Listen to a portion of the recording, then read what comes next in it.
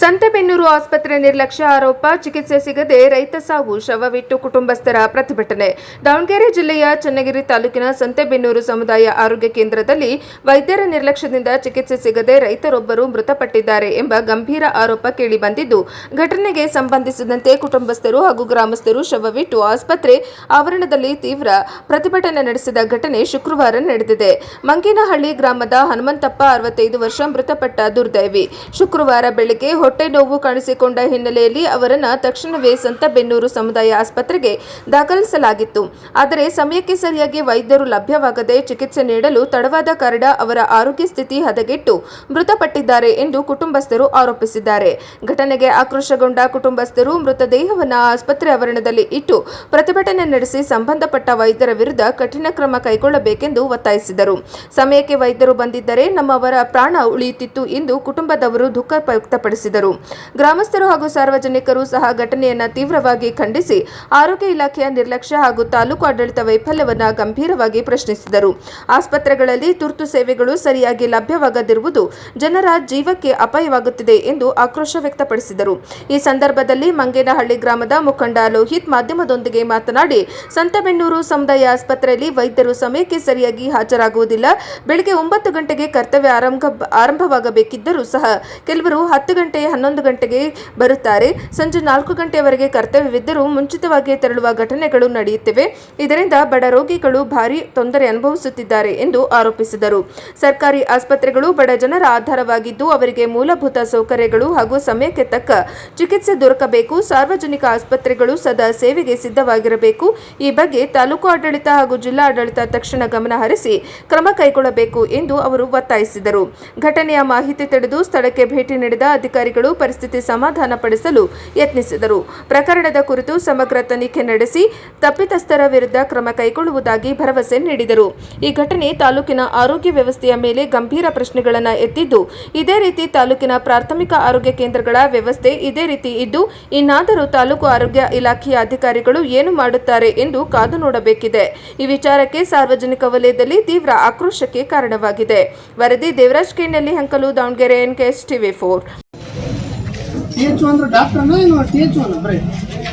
Expert phone ಮಾಡಿದ್ದೀನಿ. Expert phone ಮಾಡಿದ್ದೀನಿ. THO expert phone ಮಾಡಬೇಕು. ಡಾಕ್ಟರ್ ನೈಟ್ ಬಂದ್ರು ಡಾಕ್ಟರ್ ಇರಲ್ಲ, ಏನಿಲ್ಲ. ಇಲ್ಲಿ ಎಮರ್ಜೆನ್ಸಿಗೆ ಫಸ್ಟ್ ಒಂದು ಕೊಡ್ತಾರೆ. ಎಕ್ಸ್ಪರ್ಟ್ ಮಾಡಿದ್ದೀನಪ್ಪ, 10 ಸರಿ ಫೋನ್ ಮಾಡಿದ್ದೀನಿ. ಬೆಳಗ್ಗೆ 7:50ಕ್ಕೆ ಈ ಸಮುದಾಯ ಆರೋಗ್ಯ ಕೇಂದ್ರಕ್ಕೆ ಕರ್ಕೊಂಡು ಬಂದಿರ್ತಾರೆ.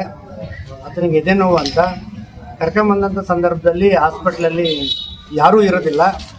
ಅವ್ನು ಬಂದು ಒಂದು 15-20 ನಿಮಿಷ ಆದಮೇಲೆ ಒಂದಿಬ್ಬರು ಸಿಸ್ಟ್ರು ಬಂದು ಟ್ರೀಟ್ಮೆಂಟ್ ಶುರು ಮಾಡ್ತಾರೆ. ಶುರು ಮಾಡಿದ ಮೇಲೆ ಅವನಿಗೆ ಗ್ಯಾಸ್ಟ್ರಿಕ್ಕು ಅದು ಅಂತ ಹೇಳಿ ಪ್ರಯತ್ನ ಮಾಡ್ತಾರೆ.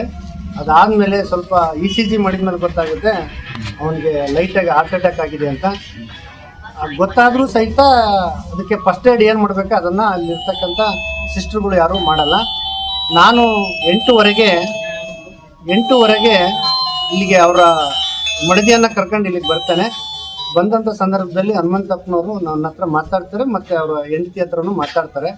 ತುಂಬ ಸೀರಿಯಸ್ ಆಗಿರುತ್ತೆ ಮತ್ತು ಗಂಭೀರವಾಗಿರ್ತದೆ. ಅದಾದ ತಕ್ಷಣ 4-5 ಜನ ಸಿಸ್ಟ್ರು ಭಾಳ ಪ್ರಯತ್ನ ಮಾಡ್ತಾರೆ. ಆದರೆ ಮೆಡಿಷನ್ ಯಾವ್ದು ಕೊಡಬೇಕು ಏನು ಅನ್ನೋದು ಅವ್ರಿಗೆ ಅಷ್ಟು ಜ್ಞಾನ ಮತ್ತು ಡಿಸಿಷನ್ ತಗೊಳ್ಳೋ ಅಧಿಕಾರ ಇಲ್ಲದೇ ಇರೋದ್ರಿಂದ ಅವರು ಟ್ರೀಟ್ಮೆಂಟ್ ಕೊಡೋಕ್ಕೆ ಆಗಲಿಲ್ಲ. ಅದಾದ ತಕ್ಷಣ ನಾನು THO ಹತ್ರ ಫೋನ್ ಮಾಡಿದೆ. ಅವ್ರದ್ದು ಒಂದು 10-15 ನಿಮಿಷ ಬ್ಯುಸಿ ಇತ್ತು. ಆಮೇಲೆ ಒಂದು 5-6 ಕಾಲ್ ಫೋನ್ ಮಾಡಿದ ಮೇಲೆ 9:10-15ಕ್ಕೆ ಫೋನನ್ನು ಪಿಕ್ ಮಾಡಿದರು. ನಾನು ಅವ್ರಿಗೆ ಹೇಳ್ತೀನಿ, ಈ ಡಾಕ್ಟ್ರಿಗೆ ಹೇಳ್ತೀನಿ, ಅವ್ರಿಗೆ ಹೇಳ್ತೀನಿ ಅಂದು ಸುಮಾರು 9:45 ತನಕ ಅವ್ರು ಅದನ್ನೇ ಮಾಡಿದರು. ಅದಾದಮೇಲೆ 10 ಗಂಟೆ ಹಂಗೆ DHOಗೆ ಫೋನ್ ಮಾಡಿದೆ. ಅವ್ರು ಹೇಳ್ತಾರೆ ನಾನು THOಗೆ ಮಾಡ್ತೀನಿ, ಅವ್ರು ಅದನ್ನ ಮ್ಯಾನೇಜ್ ಮಾಡ್ಬೇಕು, ತಾಲೂಕಿನವರು, ಜಿಲ್ಲೆದಾರರು ನಮಗೇನು ಬರೋದಿಲ್ಲ ಅಂತೇಳಿ ಅವರು ನೆಗ್ಲೆಕ್ಟ್ ಮಾಡ್ತಾರೆ. ಅದಾದಮೇಲೆ DC ಅವ್ರಿಗೆ ಮಾಡ್ತೀನಿ 10 ಗಂಟೆಗೆ. ಸುಮಾರು 4-5 ಬಾರಿ ಫೋನ್ ಮಾಡಿದ ಮೇಲೆ DC ಅವರ ಗನ್ಮ್ಯಾನ್ ಫೋನ್ ತೆಗಿತಾರೆ. ಗನ್ಮ್ಯಾನ್ ಫೋನ್ ತೆಗೆದು ಹೇಳ್ತಾರೆ, ಇಲ್ಲ DC ಅವರು ಯಾವುದೋ ವಿಡಿಯೋ ಕಾನ್ಫರೆನ್ಸಲ್ಲಿದ್ದಾರೆ, ಈಗ ಮಾತಾಡೋಕ್ಕಾಗಲ್ಲ ಅಂತ. ಅದಾದಮೇಲೆ DHO ನನಗೆ ವಾಪಸ್ ಮಾಡ್ತಾರೆ, ನೀವು DC ಅವ್ರಿಗೆ ಫೋನ್ ಮಾಡಿದ್ರಂತೆ, ಅದಕ್ಕೆ DC ಅವರು ನನಗೆ ಫೋನ್ ಮಾಡಿದ್ದಾರೆ, ನಾನೀಗ ಕಳಿಸ್ಕೊಡ್ತೀನಿ ಅಂತ. ಆಮೇಲೆ ಶಾಸಕರಿಗೂ ಫೋನ್ ಮಾಡ್ತೀವಿ, ಅವರು ಸತ್ಯ ಫೋನ್ ತೆಗೆದಿರಲ್ಲ. ಸುಮಾರು 8:30ಯಿಂದ 10-20 ತನಕ ಎಲ್ಲ ಮೇಲಧಿಕಾರಿಗಳು, ತಾಲೂಕು ಆಡಳಿತ, ಜಿಲ್ಲಾಡಳಿತ ಅವರ ಫೋನ್ನಲ್ಲೇ ಫೋನ್ ಮಾಡಿದರು. ಕೊನೆಗೆ 10-20ಕ್ಕೆ ಒಬ್ಬ ಡಾಕ್ಟರ್ ಬಂದು ಇಲ್ಲ ಆಲ್ರೆಡಿ ಇದು ಡೆತ್ ಆಗಿದೆ ಅಂತ ಹೇಳಿ ಕೊಟ್ಟಿದ್ದಾರೆ. ಹಾಗಾಗಿ ಹೊರಗೆ ತಂದಿದ್ದೀವಿ. ಇದು ಇವತ್ತಲ್ಲ, ನೀವು ಹಾಸ್ಪಿಟ್ಲಲ್ಲಿ ಇರತಕ್ಕಂಥ CC ಕ್ಯಾಮ್ರಾ ಫುಟೇಜನ್ನು ತೆಗೆಸಿ ಜಿಲ್ಲಾಡಳಿತ ಅಥವಾ ಸರ್ಕಾರ ನೋಡ್ಬೋದು. ಯಾವತ್ತೂ ಡಾಕ್ಟ್ರು 10:30, 11 ಗಂಟೆ ಇಲ್ದಲೇ ಬಂದಿಲ್ಲ. ಇದು ದೊಡ್ಡ ಆಸ್ಪತ್ರೆ, ಇಲ್ಲಿ ಸುಮಾರು 8-10 ಡಾಕ್ಟರ್ ಇರಬೇಕು. ಇಲ್ಲಿ 10:30 ಆದರೂ ಯಾರೂ ಡಾಕ್ಟರ್ ಇರಲ್ಲ. ಇಲ್ಲಿ ಹನುಮಂತಪ್ಪ ಒಬ್ಬ ತೀರೋಗಿದ್ದಾನೆ ಡಾಕ್ಟ್ರ ನಿರ್ಲಕ್ಷ್ಯದಿಂದ. ಇದೇ ರೀತಿ ನೋಡ್ಬೋದು, ಸುಮಾರು 10 ಪೇಷಂಟ್ಗಳು ತುಂಬ ಸೀರಿಯಸ್ನಲ್ಲಿ ಬಂದು ಕುಂತಿದ್ದಾರೆ. ಹಾಗಾಗಿ ನಾನು ತಾಲೂಕು ಆಡಳಿತ, ಜಿಲ್ಲಾ ಆಡಳಿತಕ್ಕೆ ನಾನು ಮನವಿ ಮಾಡ್ತೇನೆ, ಆಸ್ಪತ್ರೆ ಕಟ್ಟಿರೋದು ಬಡವರಿಗೋಸ್ಕರ, ಬಡವ್ರ ಜೀವ ಉಳಿಸ್ರಿ. ನೀವು ಸರ್ಕಾರದ ಸಂಬಳ ಎಲ್ಲ ಸೌಲಭ್ಯ ತೆಗೆದುಕೊಂಡು ಬಡವ್ರ ಜೀವ ತೆಗೆಯುವಂಥ ಕೆಲಸವನ್ನು ದಯವಿಟ್ಟು ಮಾಡಬೇಡ್ರಿ. ಈ ಹನುಮಂತಪ್ಪನಿಗೆ ನ್ಯಾಯ ಸಿಗಬೇಕು ಅಂತ ಹೇಳಿ ಹಾಸ್ಪಿಟ್ಲ್ ಮುಂದೆ ಬಾಡಿ ಇಟ್ಟು ಧರಣಿ ಮಾಡ್ತೇವೆ. ನಮಗೆ ತಾಲೂಕು ಆಡಳಿತ ಮತ್ತು ಜಿಲ್ಲಾ ಆಡಳಿತ ಬಂದು ಇನ್ನು ಮುಂದೆ ಈ ಹಾಸ್ಪಿಟ್ಲಿಗೆ 24/7 ಡಾಕ್ಟ್ರಿಗೆ ಕೊಟ್ಟು ಇಲ್ಲಿರ್ತಕ್ಕಂಥ ಎಲ್ಲ ಬಡವ್ರನ್ನ ನೋಡ್ತಕ್ಕಂಥ ಭರವಸೆ ಕೊಟ್ಟ ಮೇಲೆ ಹನುಮಂತಪ್ಪನ ಬಾಡಿ ಇಲ್ಲಿಂದ ತೆಗಿತೇವೆ. ಅವ್ರು ಬಂದು ಭರವಸೆ ಕೊಡಲಿಲ್ಲ ಅಂದರೆ ಈ ಹಾಸ್ಪಿಟ್ಲಿಂದ 5 ಅಡಿ, ಈ ಗೇಟಿಂದ 5 ಅಡಿ ಮುಂದಿನಲ್ಲಿ JCP ತಂದು 12-12:30ವರೆಗೆ ಇಲ್ಲೇ ಅವ್ರನ್ನ ನಮ್ಮ ಹಿಂದೂ ಸಂಪ್ರದಾಯದ ಪ್ರಕಾರ ಏನು ಮಾಡಬೇಕೋ ಆ ಕ್ರಿಯೆಯನ್ನು ಈ ಹಾಸ್ಪಿಟ್ಲ್ ಮುಂದೆನೇ ಮಾಡ್ತೀವಿ. ಸರಿ, ಅವ್ರಿಗೆ ಎಷ್ಟು ಬಂದರೆ ಎಷ್ಟು ಇವರು 9 ಗಂಟೆ ತನಕ ಇತ್ತು. ನಾವು 7:15 ಬಂದೇವೆ. 1:15 ಗಂಟೆ ಇಲ್ಲಿ ಡಾಕ್ಟರ್ ನಿರ್ಲಕ್ಷ್ಯದಿಂದ ನಿರ್ಲಕ್ಷ್ಯ ವಹಿಸಿದಂತ ಡಾಕ್ಟರ್ಗೆ,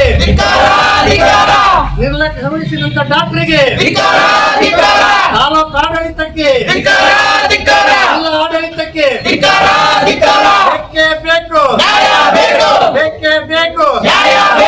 ಬಡವರನ್ನ ರಕ್ಷಿಸಿ, ಬಡವರನ್ನು ರಕ್ಷಿಸಿ.